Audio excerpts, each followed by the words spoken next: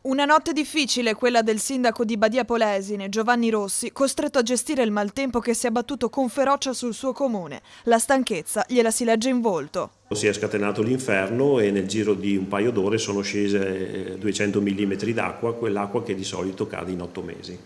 Tutta insieme, quindi nonostante che noi avessimo subito allertato la protezione civile e i vigili del fuoco, naturalmente ci sono stati grandissimi disagi, a cominciare dal fatto che ho dovuto chiudere le scuole. Badia Polesine non è nuova a questi eventi calamitosi. Ora bisogna pensare a come arrivare preparati a questo tipo di emergenze. Non solo con le forze del comune, ci vuole una joint venture insieme con gli altri enti di secondo grado, consorzio di bonifica piuttosto che acque venete, e vedere di fare una nuova progettualità. Sicuramente bisogna costruire dei bacini di laminazione. Non sarà facile perché in centro non c'è proprio lo spazio fisico dove costruirli.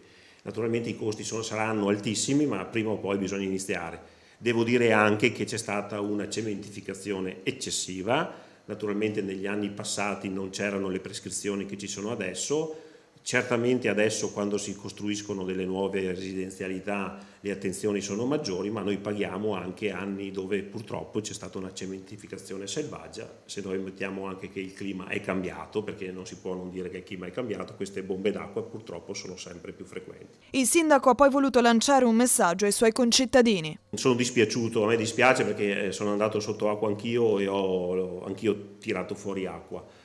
Devo dire anche che purtroppo bisogna cominciare a pensare di avere dei presidi personali, privati, per poter far fronte a queste emergenze. Intanto bisogna cominciare ad installare delle pompe e delle valvole di non ritorno, comprare delle pompe, ma non delle pompe elettriche, ma delle pompe a motore, perché naturalmente poi la prima cosa che succede è che tolgono l'energia elettrica e quindi le pompe non sono più funzionanti.